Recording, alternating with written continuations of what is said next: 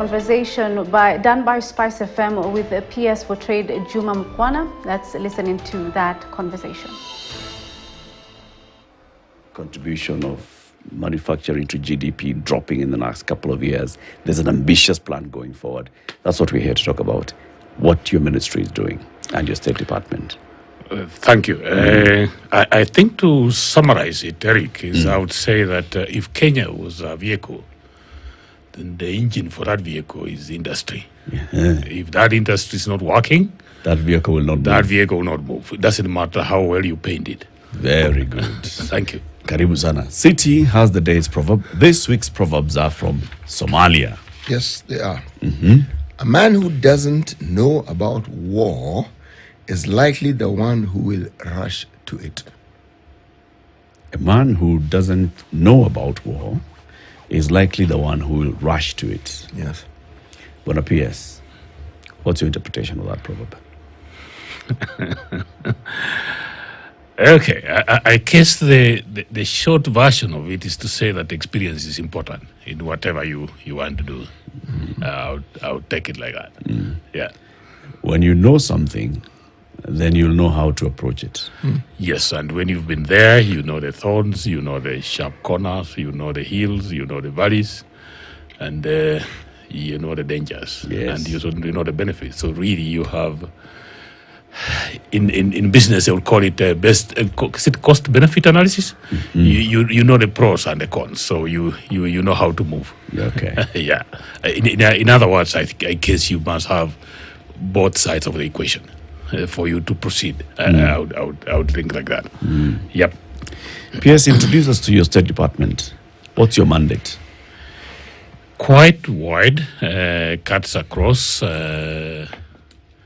It's one of the oldest state departments in the country, and our mandate is to add value to raw materials. We are an agricultural-based country, so we are looking at how do you process, manufacture, whether it's adding value to tea, adding value to milk, coffee, tea, production of vehicles, motorcycles, mobiles.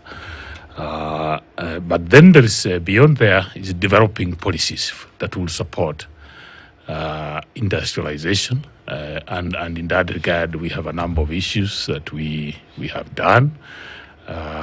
We have the industrialization policy, which basically describes the roadmap that we as a country want to take towards taking this country to the next level.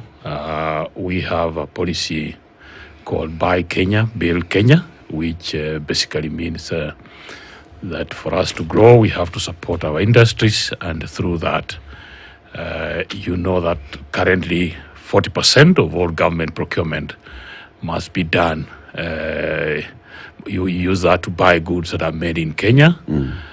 We also have a policy called local content, which means that where we are not able to produce a whole product, we have a policy that says the more local content you add to that product, the less tax you pay. Let me give you that as an example. If you're importing a knife, you can bring us the metal part, but we can make the wooden part here. And so you don't have to pay tax for the whole knife, but you can pay tax on the metal part, and then we'll support you with lower taxation on the wooden part that you need. So we have those kind of issues. And I would say that in spite of all the struggles and the thinking that we have, because we have looked at it, if you look at the African, we may look like we're not doing very well given the history that we have. But basically, when you look at our industrialization in the region, South Africa is doing quite well. But after South Africa, we actually, in Eastern Southern Africa, we are the second in terms of manufacturing, adding value, the value of manufactured products, and of course, further north, Egypt, Morocco. How do we measure this? When you say we are second? We are measuring by the number of manufactured products. You will say, if you look at it globally, so that I put you in a more strategic picture, Africa, with 1.2 billion people, is 17% of the world's population. But our share of manufactured products is only 3%. The ideal situation, we should be 17% of our manufactured products globally should be from Africa. We're only doing 3%. That means we are running 14% behind schedule. But in terms of, if you look at the continental perspective, we are not where we want to be, but we are better than many of our contemporaries. That's what I'll say. There's always this mention of the percentage of goods that are manufactured that ought to be from Kenya. But the question that Eric asked follows here as well. How do we ensure that this happens? I'll tell you why I'm asking the question. Yes, please. There's always been talk, I don't know how true it is, of mostly in the sugar industry, that sugar is imported into the country and then repackaged as though it is locally manufactured, just for an example.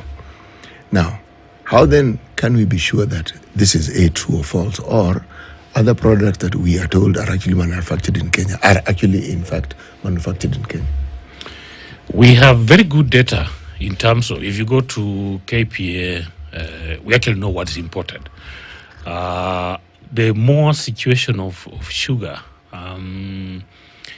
if you look at, we've had nearly 7 sugar factories across the country. We know how they are all performing.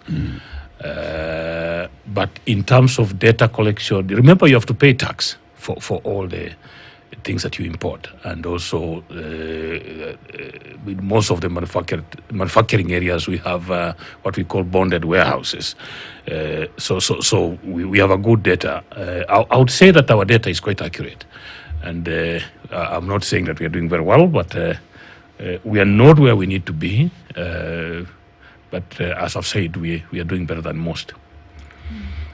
Where does Kenya need to be?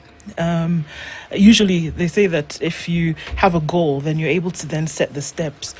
From your understanding of what you see when you put out the plan, where does Kenya need to be in this area of manufacturing? We often say that you look at countries that have been able to get themselves out of the development rut, is that they started to make their own and then sell the surplus, which is essentially what happens. Where does Kenya need to be for you to say, okay, yes, we're at the place where things are happening and we don't have to, squabble for? Number of issues. A few years back, manufacturing was quite high as a percentage of GDP. That's how we measure it. We were almost at 20% manufacturing contribution to the GDP. Currently, as we talk, we are at about 7.3%. So it has been going down.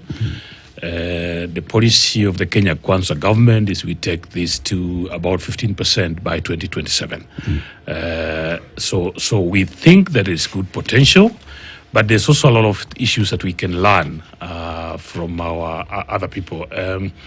I agree with you that you can't grow manufacturing by manufacturing for other people. You grow manufacturing by manufacturing for yourself, and then by extension, maybe whatever surplus you have, then you go across the borders. If you look at the situation of China, if you look at the situation of US, they have grown their products for their local markets, and then beyond there, then they sell to us and other people. As Africa and Kenya in particular, we definitely have our issues. So it means what it means in basic terms, because manufacturing is better when you put in the issue of economies of scale. If you have a population of 300 million, the US example, or 1.4 billion, the China example, then you have a very good, solid background, which means that if you make a bottle of water, assuming there's no competition in China, potentially you are talking about 1.4 billion buyers. If you're making a bottle of water for Kenya, you know that then you are making, I don't know how many people are in the tax bracket, maybe 6 million. So that means that, remember, if you are targeting your local population, two things: the number of those people and their income is also important. And so you grow manufacturing by selling first to yourselves and then to other people, meaning that the bigger the population you have. India started by doing it for themselves, and then by extension, we are now buying drugs from India. And they have a population, 1.2 billion. So basically, okay, if you assume that there's no competition, then, You have a ready market. You have a ready market. The African market, and this is the last sentence I want to say, is potentially very big, 1.2 billion people. But remember, in export terms, India is actually closer than Cameroon. Cameroon is 3,000 kilometers. India is 5,000 kilometers. But if you want to sell to Cameroon, how do you go it? You go to Durban, you go to Cape Town. By the time you hit Douala, it is 8,000 kilometers. You go the other side over the Red Sea. So the potential for Africa is there. But how do you call it? The logistics, the gymnastics, the connectivity that you need. There are many barriers. And that's why you find, I wanted to say, if you look at continentally, Europe, and this is important, intra-Europe trade, products made in Europe, sold in Europe, is 70%. In other words, all the products sold around Europe are made in Europe. If you go to Asia, it's about 45%. For Africa, intra-African made goods going around Africa is only 15%. So we do more business with China, with India, than with ourselves, and you can understand. So is it that the conversation that should be had, Bona PS? Because even as we talk about, well, let's make sure that all the nuts and bolts that are needed for internal mechanization happen. However, there should be a greater regional conversation being had. And are those not the policies then that we should be talking about here? Because I see, if you're saying that intra-Africa trade is 15%. Is 15%. Yes. If you want to compare it with other continental trade like Europe, it 70%, it triples in number. But that's because their policy laid down from the very beginning made the environment conducive that why does Denmark have to think about trading with Kenya when they can trade with Switzerland, when they can trade with Norway, when they can trade with the United Kingdom, like that? And they've made it easy. Shouldn't we be thinking then about these policies? If you think about, and I think the president has been quite eloquent on that Africa, in terms of where we are in a hole. But we continue to dig, and that's what if you listen to him, that's what he has been saying. We are not trading with each other, but we have the East African community. Remember, one of the things that we've had as Africa is creating institutions that have not been effective in helping us. So you have the EAC in the southern part, they have SADC, you have COMESA, you have ECOWAS, but a lot of them end up being more like, for lack of a better word, talk shops. And so you can see, because why do I say that? You have an African continental free trade area where basically, theoretically Africans should be trading with each other. 55 of us. So the countries in Africa have signed an agreement to do trade with each other. But there's another agreement that has been sitting on the table that has not been signed, called the free movement of people. So we have signed to trade, but we have refused to sign for people to move. So I'm asking, how is trade going to move if people can't move? I mean, it doesn't make logic, but that's who we are. What are those bottlenecks? What is making those conversations not happen concurrently? Remember, we have a recent colonial history, and part of that history was that we didn't quite trust each other. There was the element of divide and rule, that because if you look at the boundaries that we have between you and me, those boundaries were not created by you and me. They were created by somebody else for a different purpose. In Europe, of course, you can see that if you are a member of the European Union, they no longer have control immigration. You can drive from Belgium to Netherlands without any stop. But here you find that we still have a lot of borders, we have a lot of control, and so you can almost say that the people who gave us the boundaries have abandoned them, but we are stuck with them. I can see that the president, if you realize, one of the things he has done every time he goes to an African country is to say, let's remove his visas. And one of my questions has always been, we are calling it an African Union. So why do I need a visa to go to Senegal? It's a union. We are together. We are in this why do I need... let me tell you one example. One morning I woke up at 5 o'clock. I had an early flight to Djibouti. And I go to the airport and as I'm checking in, I'm asked, where is your visa? I said, a visa to where? They said, to Djibouti. I said, okay. I didn't realize that. So you've woken up at 3 a.m. for a 5 o'clock flight, then you realize you can't. So I'm told, okay, go back, you have to get this visa. And what does it involve? And I'm not demeaning anyone, we all do these things. But then, so you go online, you apply, you pay 50 euros, and within a minute you have I don't know. Is it the money? What are we looking for? And so as Africa, and we are part of this problem as Kenya, I think that we have quite a bit of rethinking and conversation to say, what is it that we really need to do to grow our economies? Because nobody's going to grow this for us. So we need that conversation. And I am happy that the president has taken it up. You can see why on Saturday we were in Mombasa, and there was the issue of the visa of the Congolese. They're importing goods through Mombasa, but you need a visa to come and clear your goods. And so they're arguing, how? And why would I need? And so my visa has expired and my goods have not arrived, or I'm still so what do I do? So those are issues. And yet you're paying for all the other services. Yes. You're paying for the service For to the use port, the ports. you're paying port handling. So yes, there's quite a bit of conversation that we need to do. And that affects our manufacturing, it affects our market, it affects how we trade with each other. If we look at the developed countries Yes. around the world, something which you mentioned, which has got me thinking. The one thing they did, they were able to meet the needs of whatever demands there were for goods within their own country. They were able to ensure that their country, whether it was the manufacturing, the commercial arms, they were developed to the point where the citizenry could benefit from it. So then they expanded. And because they developed it, they could trade with their immediate neighbors simply because of that. Now, we seem to be moving backwards, I would argue, in this sense. Even in the time of what we call the Moi era, our manufacturing capacity was way ahead of our neighbors. In that era, where many people look back and say, well, things were very bad. Yeah, they were bad, yes. They may have been bad, yes. But our manufacturing capacity didn't diminish as such. It actually increased. I'm saying this because when you visited the countries around Kenya, what I found surprising was you found Kenyan goods in those countries. Yes.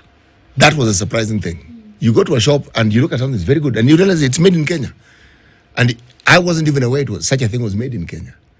Now, if I look at India, as you say, it's a model they followed. If I look at America, look at Europe, before they now decided to make China the manufacturing hub, they had already been doing this within their countries. Now, what is our government policy to ensure that this proven path is taken by us so that we become self-sufficient and that we're able to meet all the needs that we have locally before we now start trading with others effectively? Let me step back a little bit. I agree with you. If you look at Eldoret town, let me just use that as an example of 1980. It was more industrialized than today. Yes. Because you had Raiply, you had Raymond, you had Kenit, you had CPC, you had Farmer's Choice. Today, if you go there, you'll be lucky to find one factory running. Why? Our model of industrialization was a situation where we build.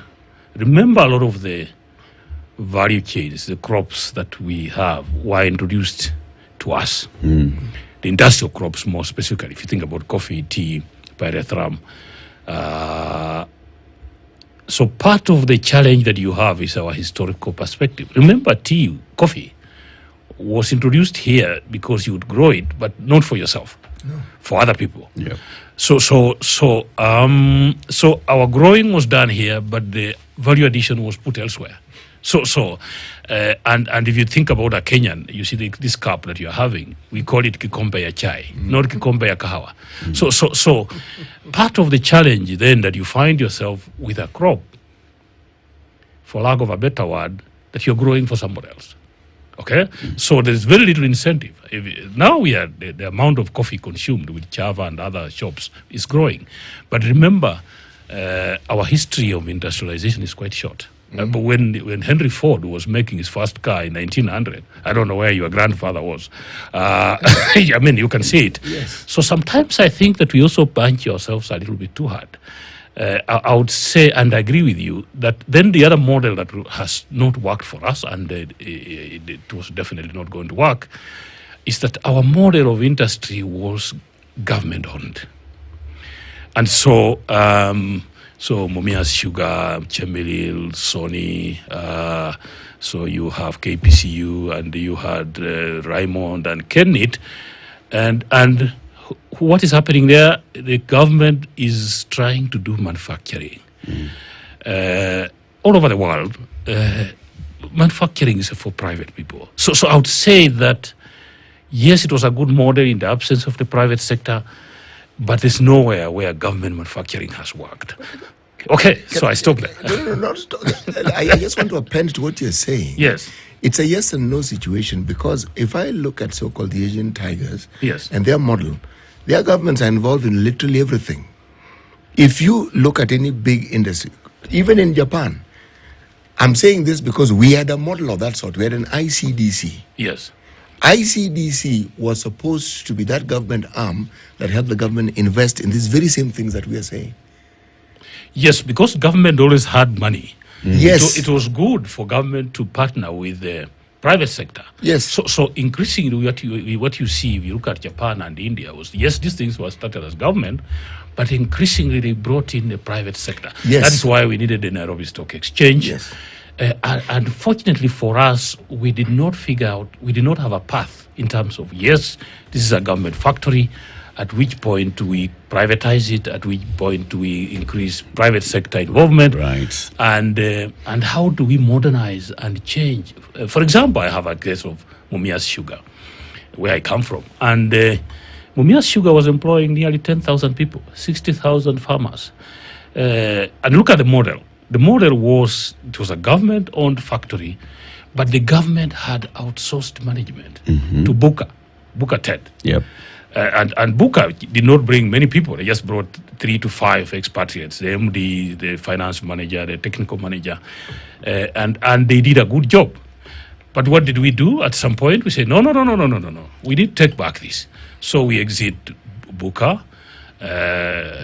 So we put Muga there, and and the rest is history. And Muga does his thing. So if you think about it, while other people were thinking of how do we do more private into government, we are going back. We were going back from private back to, let's call it, more government. But I think we're just deliberately bungling it.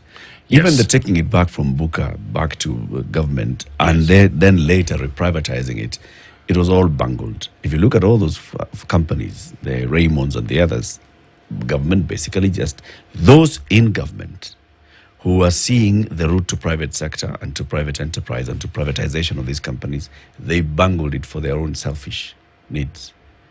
And they just could not manage the things. Just collapsed. Think, for instance, of Uchumi, Yes. the forerunner to these hyper and supermarkets. It was a huge success. True. Huge. Supported by ICDC. DC. Yeah. We had beach hotels. We had transport companies. I mean, I'm simply saying that model worked. There are people who argue that, again, I refer to the Asian tigers like Singapore, took this model. This is the model they looked at and they said this thing worked. Because what ICDC in this country began in 1954? Yep. Long before independence. So it's not that we were not on the right path. Eric's assertion in my mind is what is true. It was deliberately sabotaged. It was actually working.